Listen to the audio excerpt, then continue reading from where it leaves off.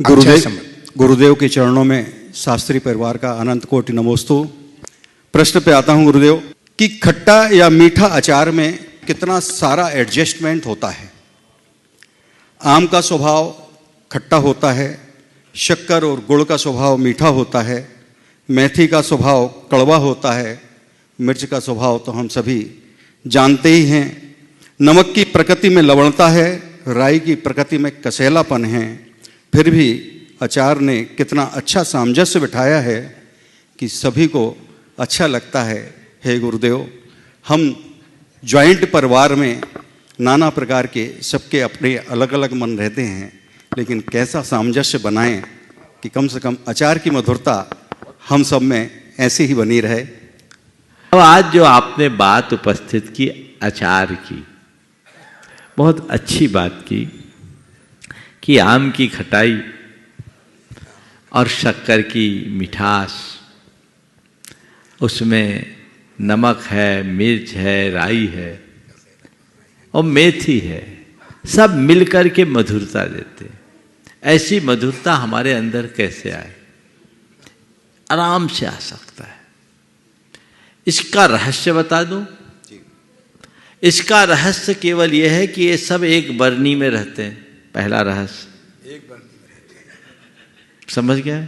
सब के सब एक बरनी में रहते हैं और सब एक दूसरे का गुण लेते हैं।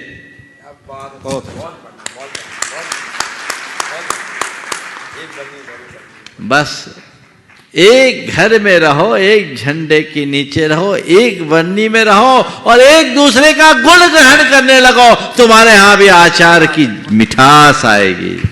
और एक बात बोलूं, अचार खाए तो हमें बहुत साल हो गए लेकिन अचार जो खाए हैं उनको बोलता हूं, सब एक बरनी में रह करके मिक्सअप होते हैं, लेकिन उसके साथ भी सबका अलग अलग स्वाद का आभास भी होता है। आम की खटाई का, शक्कर की मिठाई का, मेथी के कड़वेपन का और मिर्च के तीखेपन का, नमक के नमकीनपन का भी आभास हो जाता है। होता है कि नहीं? होता है। तो यही है समष्टि में भी एकता बनाए रखना। अगर हम एक दूसरे के गुण को ग्रहण करने का भाव रखें, एक दूसरे के साथ रहने और साथ निभाने की वृत्ति अपनाएं, वे एक साथ रहते हैं और साथ निभाते हैं।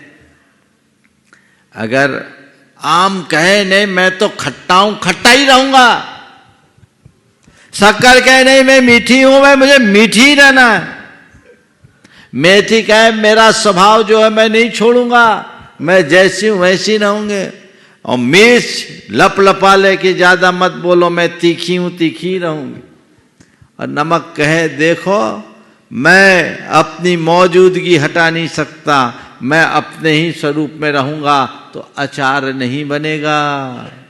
बनेगा क्या? नहीं बनेगा। कब बनेगा अचार? जब सब एक दूसरे के साथ रहकर एक दूसरे का साथ निभाने के लिए संकल्पित होते हैं। हमें मिलकर रहना है, क्योंकि हमारा जो वैशिष्ट है, हमारा जो स्वाद है, वो एक दूसरे का साथ निभाने में है। अलग होते ही स्वाद बिगड़ जाएगा। इसमें हमारी स्वतंत्रता भी है और हमारा सौंदर्य भी है, स्वाद भी है, शक्ति भी है, सब चीजें एक साथ है। तो जब हम वैसी मनोवृत्ति अपने भीतर जगा ले, तब मजा है। जब एक बरनी में ये आ जाते हैं ना, तो ये अपने आप को हटा करके अचार को ध्यान में रखते हैं।